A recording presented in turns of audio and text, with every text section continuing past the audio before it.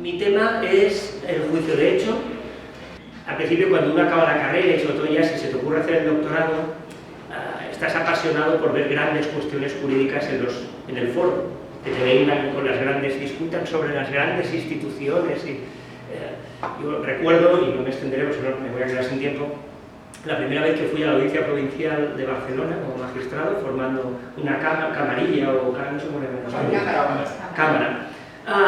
Yo estaba feliz, digo, por fin voy a ver derecho penal de verdad, voy a ver las grandes teorías de la imputación objetiva, seguro que hablan de Jacobs, de Roxin, de Tildeman, esto va a ser... Y me acuerdo de la vida que la primera impresión es que llego y la presidenta de la Cámara me dice, ¿qué tal? No, estoy emocionado porque voy a ver el derecho penal que lo he visto desde la carrera, aquellas grandes doctrinas, y me miró como diciendo, ¿de dónde habrán sacado este sujeto? No, mire, olvídese de las grandes teorías, aquí Jacobs no suena, pero de oídas. Y al final aquí las cuestiones son fácticas. El 90% de las discusiones forenses en penal, en civil, en administrativo es otra historia, pero sobre todo en penal y en civil, quizá en laboral también, es cuestiones fácticas. Los abogados se pelean por la versión fáctica de los hechos como paso previo a la subsunción, pero la mayoría de veces sobre la norma subsumir no hay mayor problema. Aparentemente no hay mayor problema, eso se creen ellos, no hay problema, pero a priori la sensación es que lo importante o lo más relevante en el día a día forense es la cuestión fáctica, el juicio del hecho. Y se ha hablado mucho, y hay mucha literatura sobre la valoración de las pruebas, sobre la admisión de pruebas, sobre la prueba ilícita, y yo tengo para mí que hay un tema que no se le presta ninguna atención, pasa muy desapercibido, y es el del control del juicio de hecho en la segunda instancia. El control del juicio de hecho, no de derecho, en la segunda instancia me parece un tema tan abandonado, tan poco trabajado y tan importante que consideré que sería un tema que estaría a la altura de ustedes. ¿Yo qué quiero ver? Quiero ver problemas, quiero plantearles problemas, hay problemas muy serios, y intentar, no tengo la última palabra, buscar soluciones. Ya verán que les voy a plantear un jueguecito, una especie de jueguecito, además como la mayoría son ejercientes, hay muchísimos abogados, jueces, les voy a poner, digamos, en un pequeño brete, para que nos divirtamos y pensemos comúnmente, ¿no? Colegiadamente. Algunas premisas. Yo aquí quiero que hablemos el mismo idioma. No digo que compartan lo que voy a decir, pueden estar absolutamente en desacuerdo, lo único que si están en desacuerdo les pediría que lo dejáramos los desacuerdos para el final, porque si no se rompe el discurso. Pero yo les voy a plantear algunas premisas para que al menos entiendan mi idioma. Y además nos ayudarán luego al desarrollo de las cuestiones que quiero plantear. Vamos con las premisas. El juicio jurisdiccional, habrán algunas que dirán, bueno, esto es una obviedad. Bien, una obviedad, no pasa nada. A veces es bueno partir de obviedades y de términos que son donde hay un consenso autoevidente para ir a cuestiones más complejas donde hay disenso. Primera cuestión, bueno, el juicio jurisdiccional, que es la principal obligación de los jueces, el juicio jurisdiccional, la resolución de conflictos, incorpora dos decisiones. La decisión fáctica sobre la controversia fáctica y la decisión jurídica sobre si la hay, la discrepancia jurídica y a veces la pura aplicación de la norma. Se hablaba antes, se ha pasado de moda porque era una concepción muy radical y realmente no tenía sentido, pero algo tiene al menos como elemento gráfico, como elemento formativo la idea del silogismo. Bueno, ¿qué hace el juez en última instancia? Bueno, un silogismo, premisa mayor el enunciado normativo de aplicación, premisa menor los hechos que deben, los normales que coincidan con el supuesto de hecho de la norma, y conclusión, la consecuencia jurídica que está prevista en el enunciado normativo. Si cometes homicidio, de 10 años a 15 de cárcel. Has cometido, fulanito, está probado que ha cometido homicidio, fulanito debe ser condenado a 10, 15 años de cárcel. Esto es elemental, el primero de derecho. No es tan sencillo como esto, por eso las críticas al silogismo judicial. Si fuera esto, lo podría hacer un ordenador, lo podría hacer inteligencia artificial, y la prueba es que hasta el momento no se puede. Por algo sé. Pero a mí me va muy bien porque separo, dentro de la decisión judicial global, dentro del juicio jurisdiccional, separo muy claramente el juicio de hecho del juicio de derecho. Y yo me quedo, como decía antes, con el juicio de hecho, con la quaestio facti. Y de eso vamos a hablar aquí. El juicio de hecho, desde mi punto de vista, tiene tres fases. En el fondo, todos los que han escrito y han opinado sobre esto, dicen lo mismo, solo que a veces con distintas palabras. Yo lo denomino, o lo voy a explicar cómo lo denomino y qué es para mí cada cosa. Y verán que coincide, probablemente coincidan conmigo, es que tampoco hay muchas opciones más de discrepancia. El juez hace tres cosas. No lo sé, algunas sí que el orden es la tercera es la tercera. Hay quien discute la 1, la 2 y a la vez, una después de otra. Para mí, y en mi experiencia, también porque cada uno en el juicio de descubrimiento, lo que se llama el contexto de descubrimiento, cuando uno toma decisiones, cuando uno razona, no cuando motiva, cuando razona como juez, cada uno es un mundo. Intentar generar, investigar y modelizar el pensamiento, a mí me da que es casi imposible, por no decir imposible del todo, porque tenemos patrones o modelos cognitivos distintos, singulares, que cada uno piensa en órdenes y con dinámicas algorítmicas distintas. Pero no voy a entrar en esto. Para mí, ¿qué hace un juez? ¿Qué hacía yo? Lo primero era el juicio de fiabilidad. Donde ya llegaba al despacho después de la práctica de la prueba, estaba tranquilo. Lo primero, las pruebas. Prueba 1, ¿me fío? No me fío. Prueba 2, ¿me fío o no me fío? Juicio de fiabilidad. Que lo llamamos valoración, llamémoslo valoración. La cuestión es, primero, discriminar de qué pruebas me fío y de cuáles no. Cuando yo ya he listado y he hecho 2 columnas y digo de estas pruebas me fío, de estas no, ¿qué voy a hacer? De las que me fío, les tomo la información que me han proporcionado. Si yo me fío de este testigo, diré, bien, me fío de este testigo. ¿Qué ha dicho este testigo? ¿Qué vio? ¿Qué pasó? ¿Qué ocurrió? ¿Qué? Tomo esa información y a partir de esa información razono.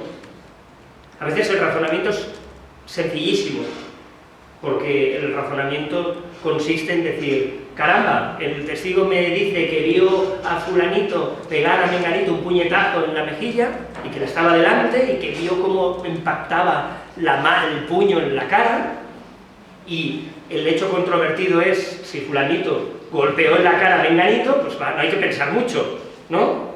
A igual a, es que lo que me dice el testigo y la cuestión controvertida coinciden y verifico. Pero hay veces que el razonamiento es más complejo. El testigo, en vez de decirme eso, el testigo que considero fiable en la operación número 1, me dice, yo vi salir a fulanito ensangrentado con un cuchillo en la mano de una habitación diciendo brutalidad y media y se fue enfadadísimo, entro en la habitación y hay un señor ensangrentado muerto en el suelo. Eso es lo que dice el testigo. La cuestión es, ¿fulanito mató a menganito? No, ahí lo que hay que es a razonar. Si lo que me ha dicho el testigo que vio es elementos de juicio suficientes para concluir que fulanito mató a menganito, ¿vale? Tercer paso, cuando yo he hecho estas operaciones racionales, tomo la decisión de decir, yo juez considero que está probado que P, o yo juez considero que no está probado que P. Esa decisión, el paso número 3, es lo que yo llamo juicio de hecho. Tengo que decir, es muy importante como premisa, que yo tengo, y eso me va a marcar mi discurso. Entonces, si hay alguien que está en desacuerdo, que no se enfade. El resto del discurso estará en desacuerdo, por necesidad. Tengo una concepción del juicio de hecho profundamente racionalista. Profundamente racionalista y objetivista. Y eso me marca. Para mí, la razón ha de presidir, la racionalidad ha de presidir el juicio de hecho. Y todas las operaciones que ya hemos visto que mayormente son racionales del juicio de hecho. Y me dirán, bueno, ¿qué opciones nos quedan? Hay muchísimas. El juicio de hecho se puede resolver echando una moneda al aire. Está aprobado es cara, no está aprobado es cruz. Podemos someter, como hacía en la Edad Media, a la ordalía. Si tú realmente no mataste a fulanito, te metemos una olla hirviendo, si sales bien, pues claro que no has sido tú. ¿Vale? Lo que quieran. O puedo decidir el juicio de hecho por impresiones, ¿no? Un poco el impresionismo pictórico también se aplica a esto. No sé por qué, me van a perdonar, pero yo siempre pongo la misma. Soy fiel discípulo del maestro, que siempre pone metáforas de este tipo, pero no puedo evitar. En la concepción subjetivista, intimista, que en España todavía sigue dominando en gran medida, de hecho hay preceptos de la ley de enjuiciamiento criminal que le dicen al juez que juzgue como le salga, no dice, perdón, esto es poco académico, casi le dice juzgue como le salga de las narices, no, juzgue como le salga del corazón, que es un poco más bonito. Entonces es una concepción muy romántica, la verdad, que se asimila al enamoramiento. Entonces, si ustedes conocen, ustedes mismos, pero no son buenos jueces ustedes mismos, imagínense el supuesto que un amigo suyo les viene un día, una amiga, es igual, estoy perdidamente enamorada de Pepito. Bueno, y te viene, los ojos le brillan, está en una nube, está 3 centímetros por encima del suelo, levita, una cosa, y todo el día hablando del fulanito, ay, es que fulanito, ay, es que... Oye, entonces llega un racionalista, estilo yo, por eso tengo pocos amigos, porque cuando empiezo este discurso me pierdo amigos, por definición. Le digo, a ver, muy bien, vale, cuando se te pase, ya, estás más calmada. Vale, justifícame, explícame de dónde sale esta locura por fulanito. ¿Qué le has visto? ¿Tenéis una afinidad brutal? ¿Os gusta lo mismo? No sé, ¿has conocido a sus padres? Porque te hace mucho enamoramiento, pero tú conoces a los padres y luego hablamos. Entonces, siempre, por eso pierdo amigos, ¿no? Porque al menos en el tema de consultoría sentimental.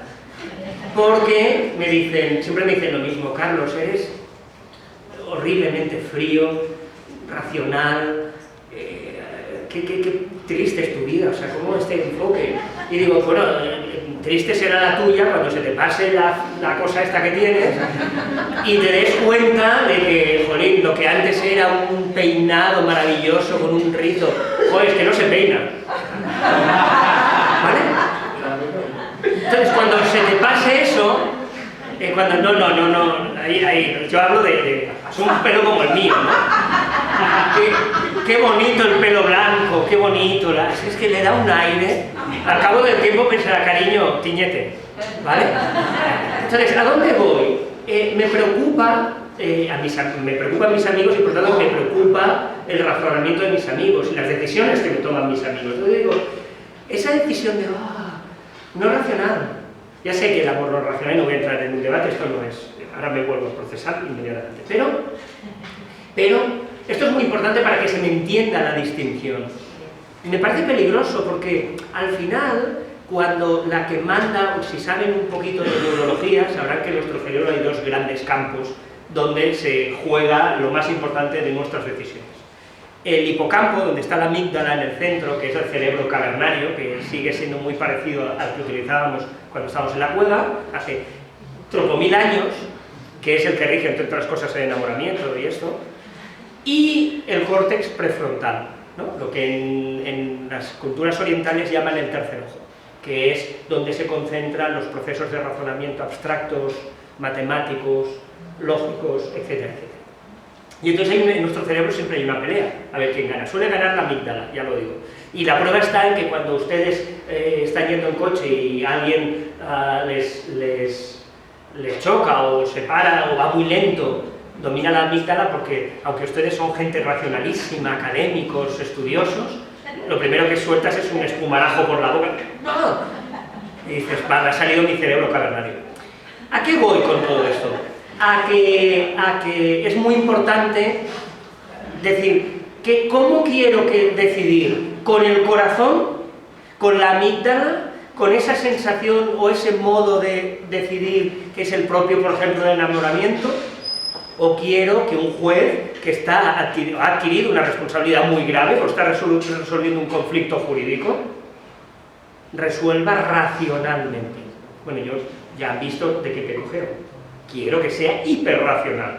Y por tanto, toda mi concepción del juicio de hecho, del control del juicio de hecho, va a ser racional, racionalista, como es mi punto de vista.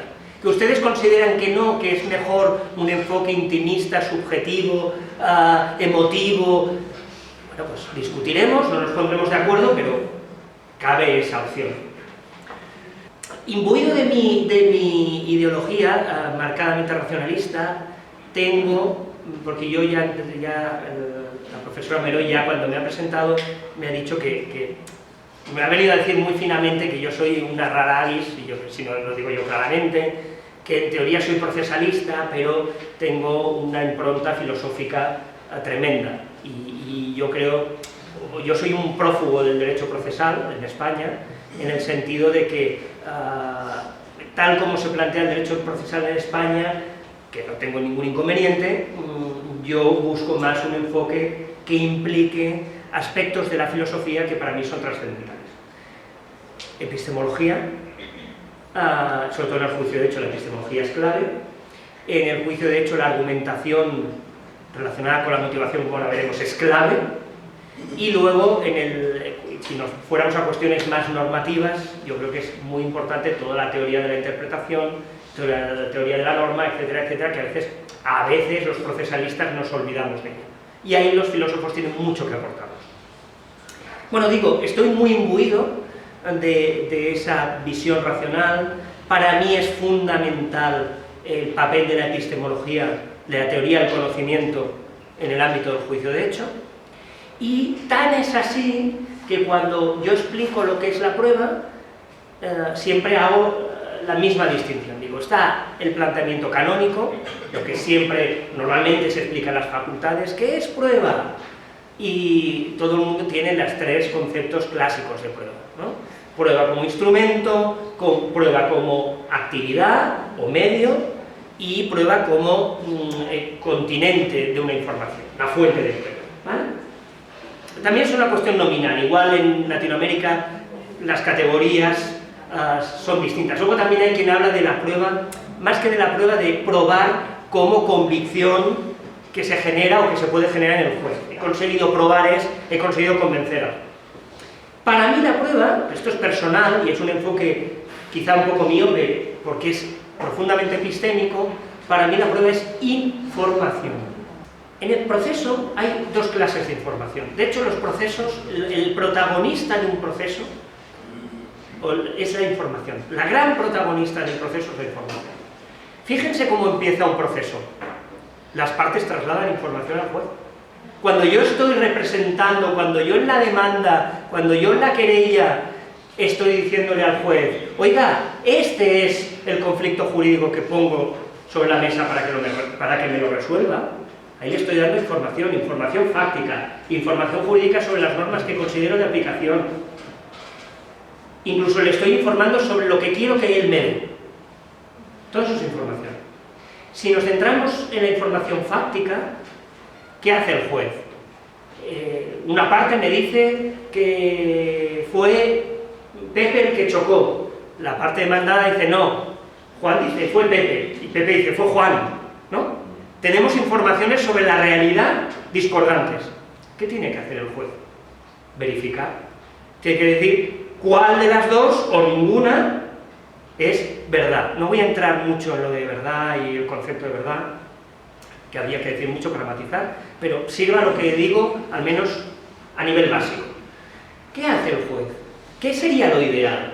Que el juez pudiera salir a la realidad y ver la realidad, adquirir, porque cuando uno ve la realidad, ¿qué está haciendo? Cuando yo veo la botella, ¿qué hay? En este acto perceptivo, ¿qué hay en el fondo?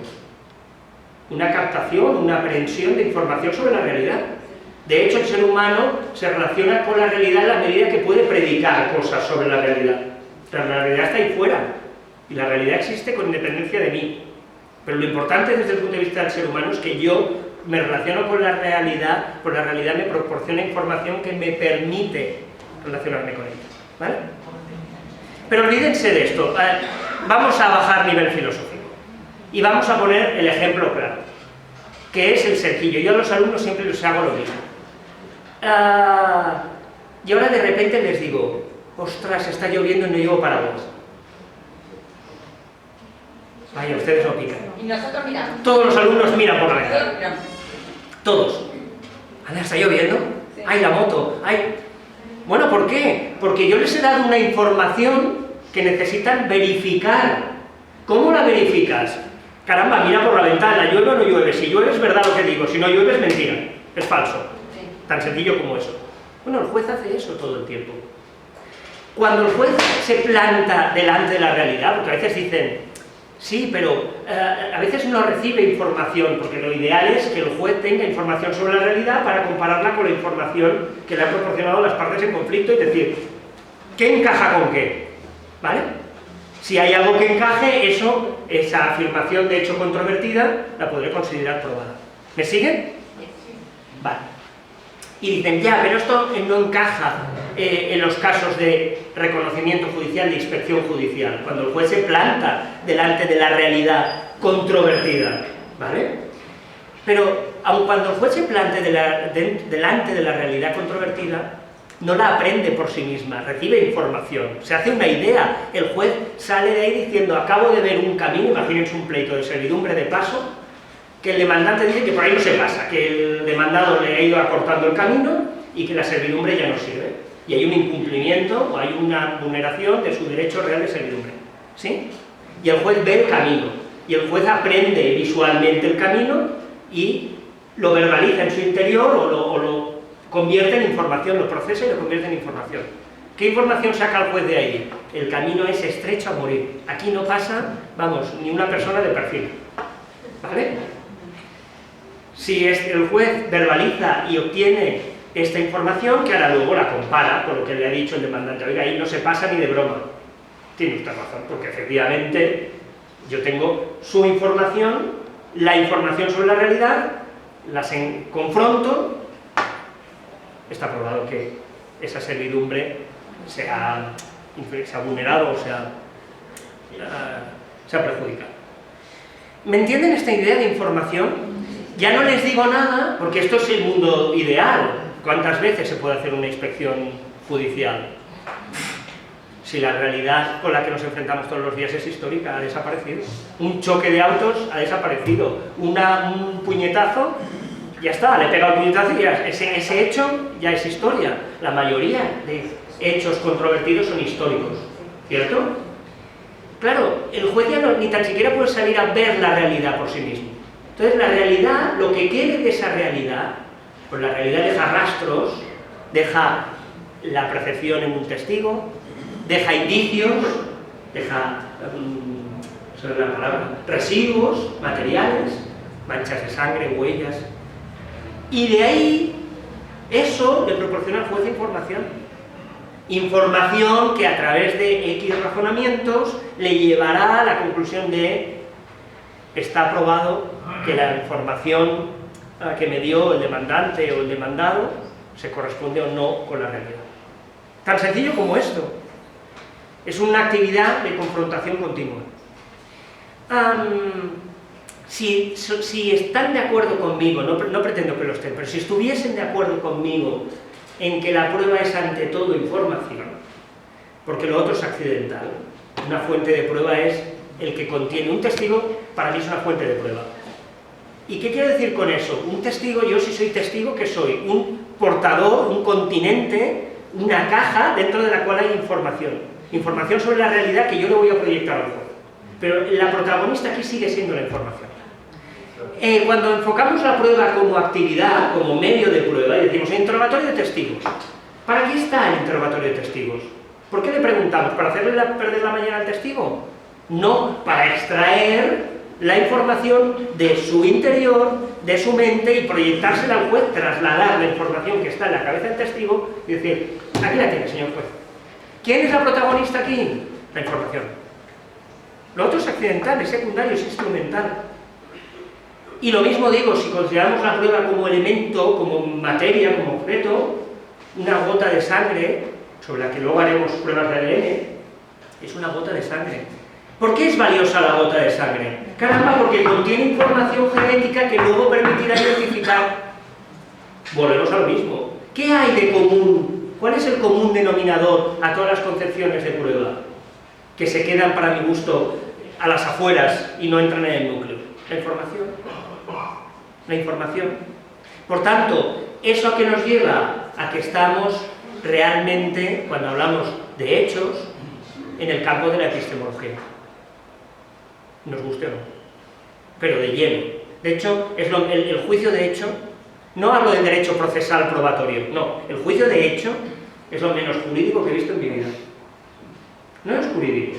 Hay unas cuantas reglas que regulan aspectos secundarios de lo que les acabo de hablar, de si el interrogatorio puede ser así o así, pero sobre la información no puede haber regulación, porque la información no es algo jurídico, es algo epistémico. Porque la información tiene que ver con la teoría del conocimiento, con lo que legitima que yo pueda decir que conozco o no determinada realidad. Si ustedes compartiesen conmigo que aquí lo esencial es la información, todo el rato pensando en el juicio de derecho, por favor, olvídense del juicio de derecho, como si no existiera. ¿Qué habrá que hacer con la información? Porque esto es casi obvio. Si la información es clave en la operativa del juez, si para que el juez realice el juicio de hecho necesita información, y la información es el nutriente principal del juez para llevar a cabo el juicio de hecho, ¿qué le hemos de pedir a la información? Uno, cuanto más o cuanta más y mejor información se le aporte al juez, mucho mejor. Obvio, ¿no? Dos, si partiendo de la premisa 1, que es cuanto más y mejor, más bueno será la actividad que haga el juez, porque tendrá más materia prima, mejor materia prima, lo lógico, como decía el señor Bentham, es que entre toda la información habida y por haber, posible e imposible en el proceso. No nos pongamos pesados con la idea de relevancia, porque además cuando se decide sobre la relevancia, decía Bentham, se toma esa decisión en un momento demasiado temprano como para saber si realmente una información que nos vendrá a través de una prueba luego va a ser relevante o no. Con lo cual podemos estar equivocándonos tremendamente. Y luego el señor Bentham decía, bueno, está el problema de la prueba ilícita, señor Bentham, ¿a eso qué me dice? Y él decía, pero es información, ¿no? Ya, pero es que hemos sacado esta información torturando al pobre confeso. Ya, pero tengo información. En ese sentido yo creo que Bentham pecó de maximalista.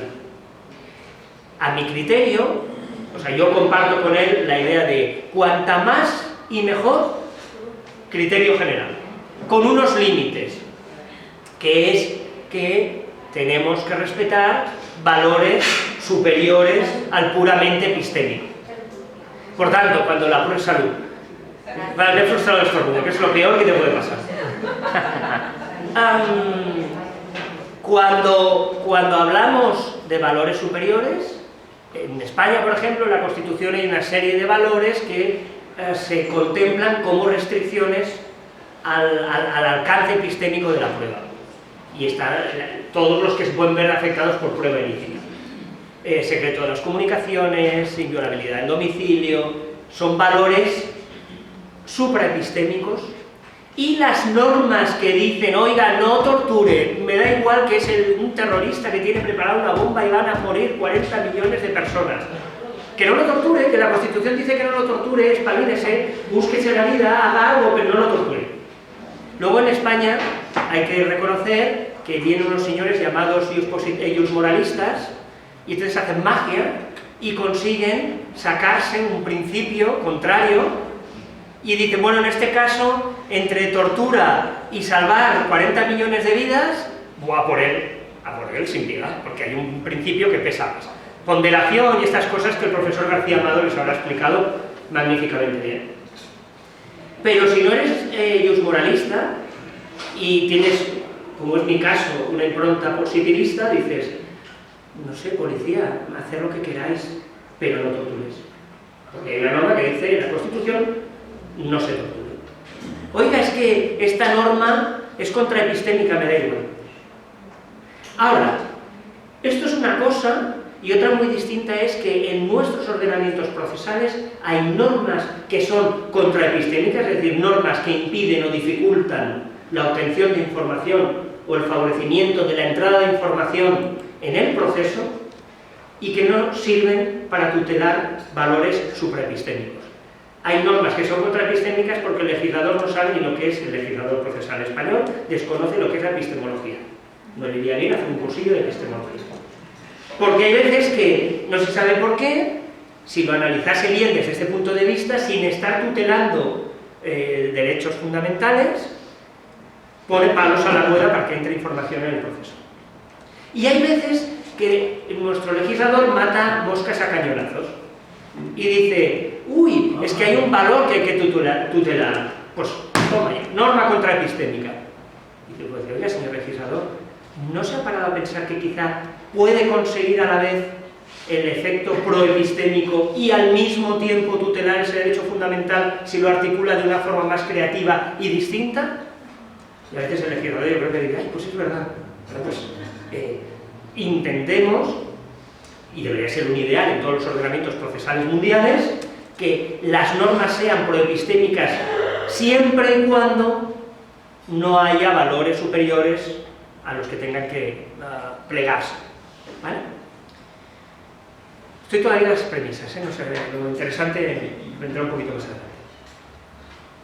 Para mí, una norma contraepistémica que no tutele valores supraepistémicos y que no los tutele porque sea la última ratio, es decir, porque no quede más remedio que regular contraepistémicamente, para mí esa norma es inconstitucional, al menos a nivel español. Porque, como luego desarrollaré, es muy importante partir de la base de que nuestra Constitución en la española, muy indirectamente, se refleja una concepción racional de la prueba. Yo no puedo ser verdaderamente racional al abordar el juicio de hecho, o no puede esperarse que mi resultado o mi decisión sea racional si a mí me está recortando una y otra vez la información sobre la que he de partir para llegar a un juicio de hecho efectivamente racional. ¿Me siguen? Si yo me dedico, si yo te digo, mira, tienes que decidir, pero no te doy ningún dato, ¿te parece? No digo, bueno, ¿cómo quieres que decida? Si no tengo datos, para decidir necesito datos. Sí, pero no. Caramba. Y me obligas a que decida y encima decida bien, pero no te doy datos. ¿Ven la paradoja? ¿Ven el absurdo? Aquí nos pasa lo mismo.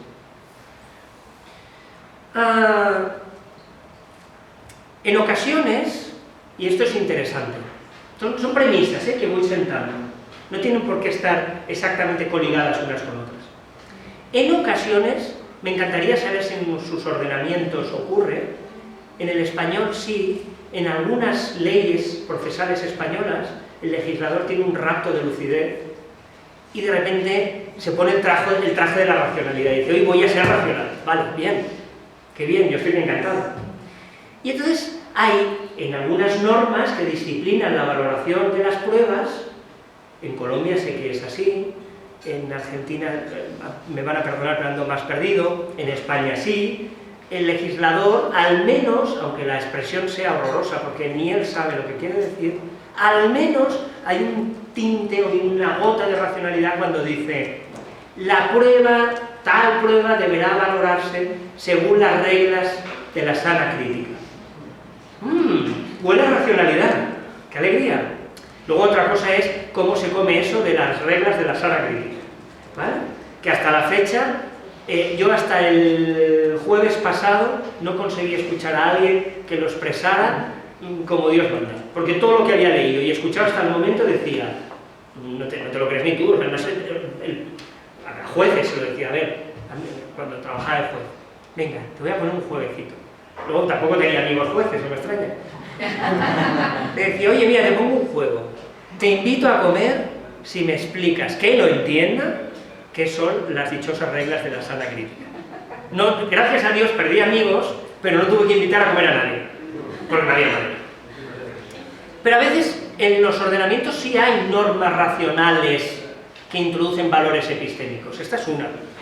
Y luego hay otra que me parece muy interesante. No sé si en el caso de Colombia creo que también es muy similar, y conozco el caso español, pero piensen en sus propios supuestos, en sus propios ordenamientos. En España hay una norma preciosa que está sin estrenar. Fíjense qué paradojas. Cuando uno va a los comentarios, esta es una cosa que a mí es una experiencia que a mí me apasiona.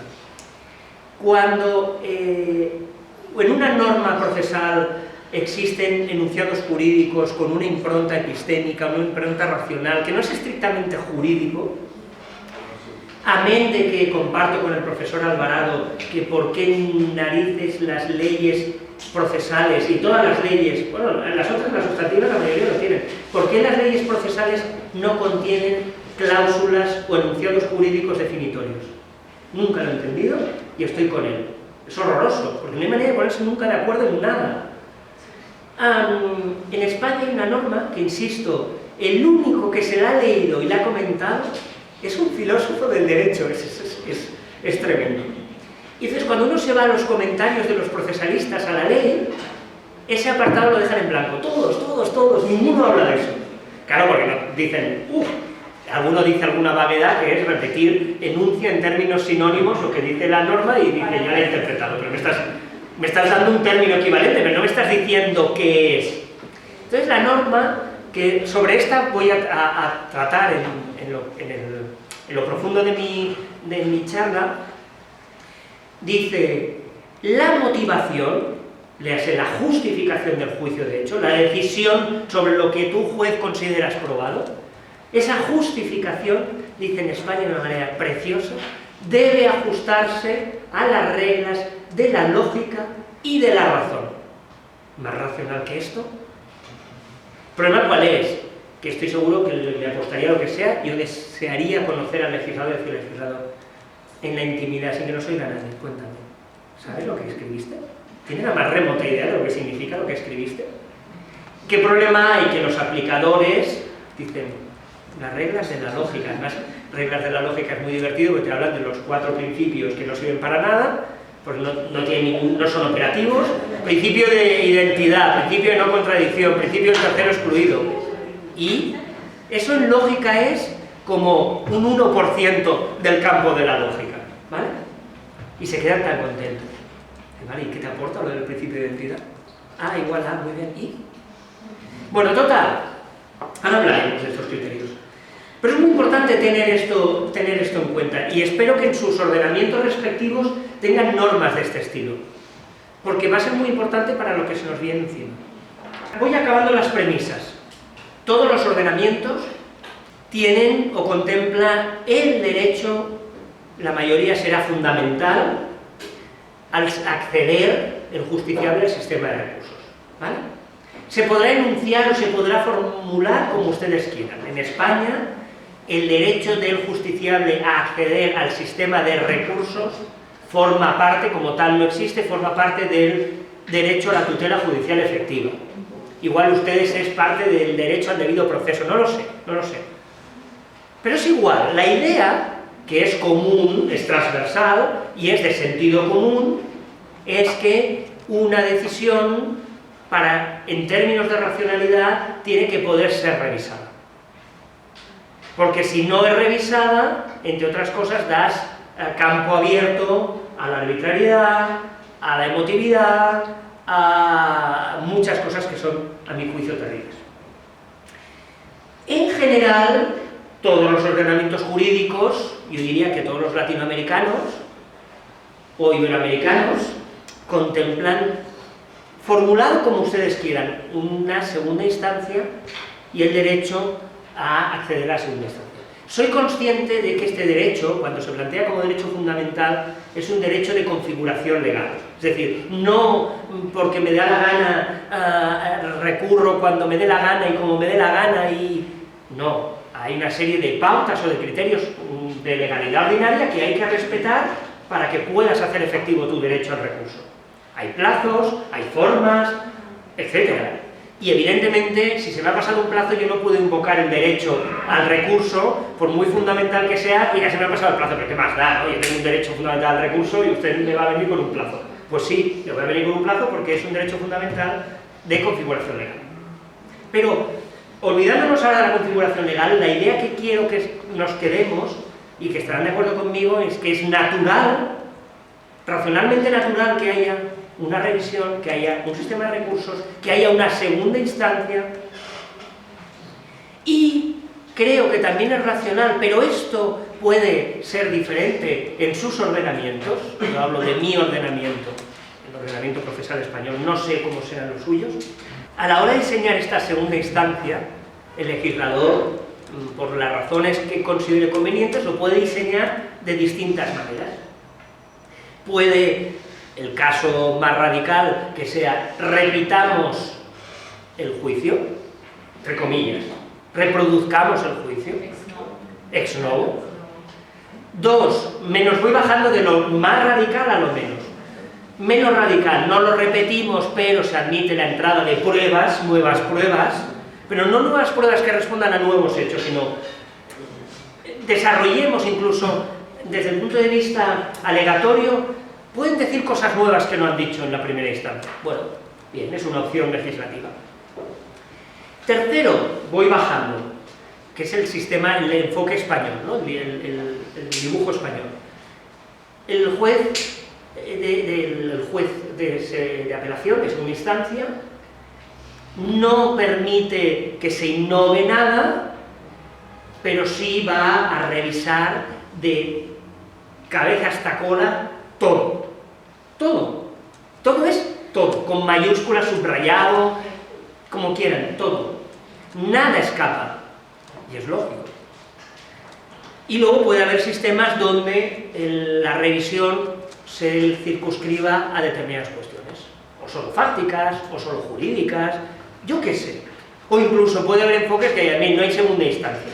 De hecho, en España, hasta hace poco tiempo, no había segunda instancia penal de verdad. Hasta que vino el Tribunal Europeo de Derechos Humanos y dijo, oiga, son ustedes unos cavernícolas. Yo creo que son el único país de la Tierra que no tienen derecho a una segunda instancia penal. Porque no había... Entonces, la casación penal se convirtió de escondidas, y mal, porque es una regulación que no encaja para nada, era el plan B, para hacer una apelación, una segunda instancia que no existía. Entonces ya vino Europa y dijo, por favor, ya sé que está muy abajo, pero pónganse las pilas porque dan pena. Y efectivamente nos pusieron firmes y ahora, desde hace poco, tenemos segunda instancia penal. Estamos emocionados. Pues sí, porque es un progreso, ¿no?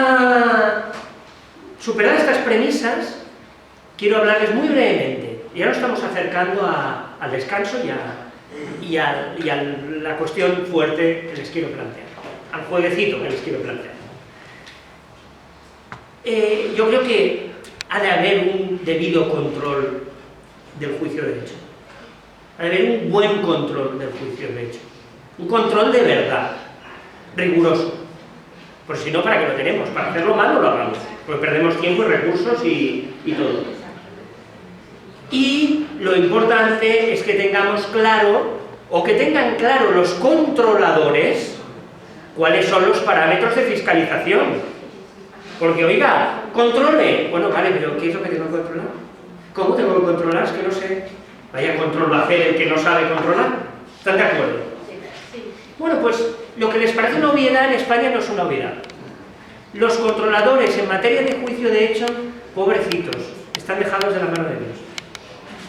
Así salen a veces sentencias en segunda instancia que dices, madre mía. Punto de partida, ¿están de acuerdo? Me imagino que en todos sus ordenamientos y seguramente a nivel constitucional es ineludible que el juez justifique, motive, a mí me gusta más la palabra justifique su decisión, por supuesto la jurídica, la quaestio iuri, pero también y sobre todo la quaestio facti. El juez, en España tiene la obligación de motivar su decisión. Y eso forma parte en España del derecho a la tutela judicial. Por tanto, si no motiva, se vulnera un derecho fundamental.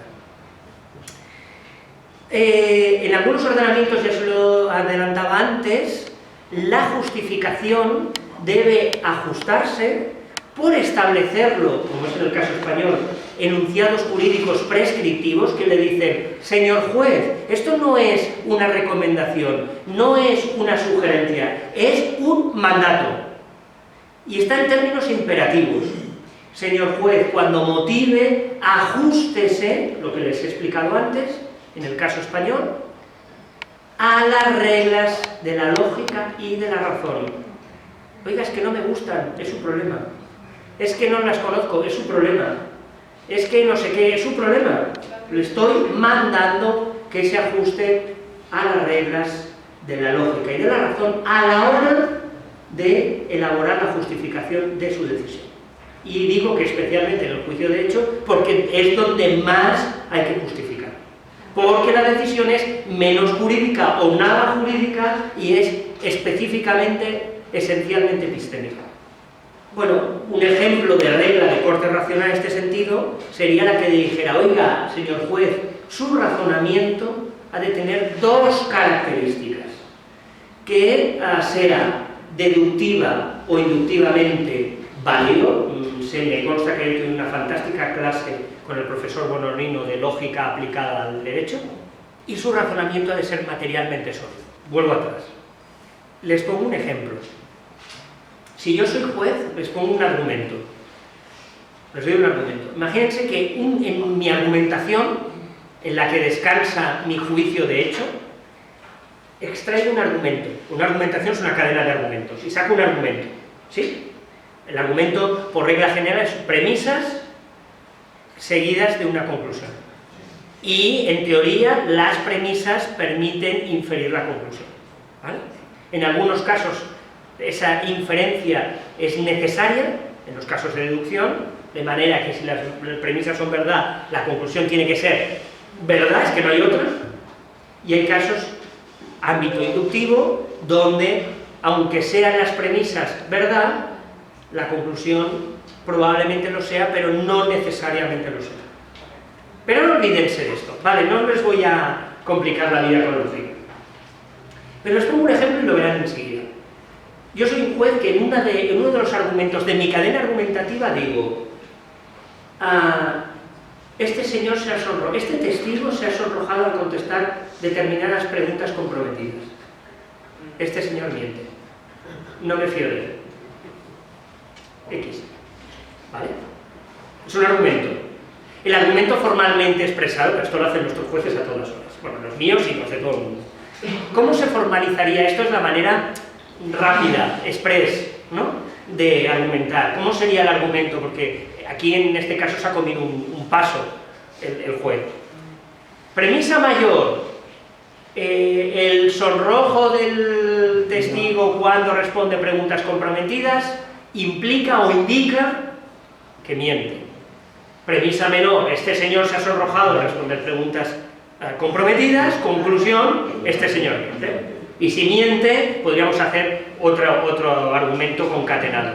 Todo el que miente no es fiable, este señor ha mentido, este señor no es fiable. Ya está. Esto es el argumento, dos argumentos concatenados. ¿Sí? ¿Cómo verían este argumento? Se lo pregunto a ustedes, y así me tomo un pequeño descanso. ¿Está bien? Es pésimo. ¿Por qué es pésimo? A ver, no, como argumento, decimos. A ver, no, que la juez. Formalmente. Formalmente, ok. Formalmente, vamos por paso. Formalmente correcto. Sí. Vale. Deductivamente válido. Es Deductivamente válido. Vale. Materialmente flojo. horrible materialmente. Pero voy a lo que planteaba antes. Es un argumento que deductivamente, formalmente es válido porque es un modus ponens, es una fórmula que los lógicos dicen: esto es federo. Si tú sigues esta fórmula, esto es como las ay, no me salen las recetas de cocina. Si tú haces esto Que sale la torta. y lo haces bien, porque pones estas cantidades de tal, el plato te tiene que salir bordado. Lo que pasa es que los lógicos te dicen, vale, pero esto es la teoría. Luego, claro, si las premisas, haces lo que te da la gana, si pones más sal, si añades no sé qué, ahí ya no me hago responsable. Entonces, los lógicos, lo único que te dan, que la verdad es que el recorrido de la lógica clásica, de la lógica deductiva, es corto. Porque los lógicos hacen la parte facilona del trabajo. No hay ningún lógico, ¿no? Pero... ¿Qué es decirme? Yo te doy determinados parámetros formales y te garantizo que si los aplicas bien, o sea, sigues mi parámetro, no cambies, no hagas cambios, tal cual te los doy. Y las premisas son verdaderas, pues claro, la conclusión será verdadera, vamos, me corto una mano que será verdadera, ya, pero el problema no suele estar aquí, que también, pero no solo está aquí. El problema mayor está en la solidez del argumento porque se base en premisas que sean empíricamente verdaderas o falsas. Yo les he planteado o he utilizado una premisa mayor que normalmente están elididas en el razonamiento judicial, una premisa mayor que empíricamente es falsa, es mentira. El sonrojo no es indicador de mentira. ¿Porque lo digo yo? No, porque lo dice la psicología del testimonio. Quizá el sonrojo con un X número de otros factores puede indicar mentira, sí, pero ¿solo el sonrojo mentira? No. ¿Me entienden mi idea entonces de las dos maneras de evaluar el razonamiento, la justificación? Las dos son importantes, ¿eh? No solo la formal, sino también la material. Y yo tengo para mí que donde solemos cojear es en la material, porque nos cuelan premisas que no se aguantan. Más cosas. Si hay una norma en su ordenamiento que dijera que la valoración de la prueba tiene que efectuarse con arreglo a las reglas de la sana crítica, suponiendo que supiéramos lo que son las reglas de la sana crítica, que al final para mí es un razonamiento formalmente, sea deductivo, sea inductivo, válido y materialmente sólido. Para mí esas son las reglas de la sana crítica, que es lo que estuvo explicando el profesor Daniel González Lagier brillantemente el jueves pasado en León. ¿Vale?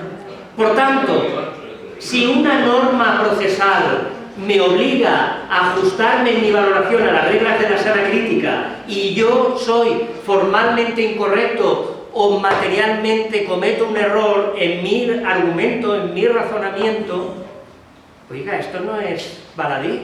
Estoy contraviniendo una norma de derecho procesal. Mi decisión, en este caso mi decisión valorativa, mi valoración, no es conforme a derecho. Con lo cual, lo primero que he de hacer como abogado, cuando yo vea que hay un problema argumentativo, un déficit argumentativo, sea formal o sea material, le diré, señor juez, ¿ha incumplido la ley? Claro, el juez se queda alucinado. ¿Cómo que ha incumplido la ley? Primera noticia. Si la ley te está obligando a que te ajustes a determinados parámetros racionales y tú te separas de ellos, estás incumpliendo la ley porque tu decisión no es conforme a derecho. ¿Esto se lo dicen a jueces españoles? Se quedarían así, diciendo perdón. Y lo mismo con la motivación, en la justificación.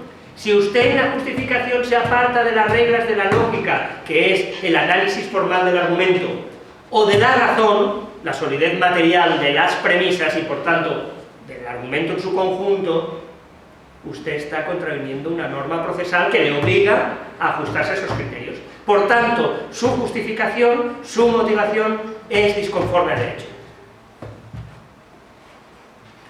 Y el juez dirá, caramba, ¿cuánto tengo por aprender? Claro, porque no son los jueces españoles conscientes de esto. No son ni el legislador, es tan siquiera consciente de la gravedad, de la implicación, del impacto que tiene introducir en un enunciado jurídico prescriptivo exigencias de corte epistémico y argumentativo. No tiene ni idea. Y ha destapado la caja de Pandora. Y no sabe ni que la ha destapado y que ya ha salido todo. Pero en la práctica forense, que los abogados tampoco son conscientes, está este problema. Y es un problema grave.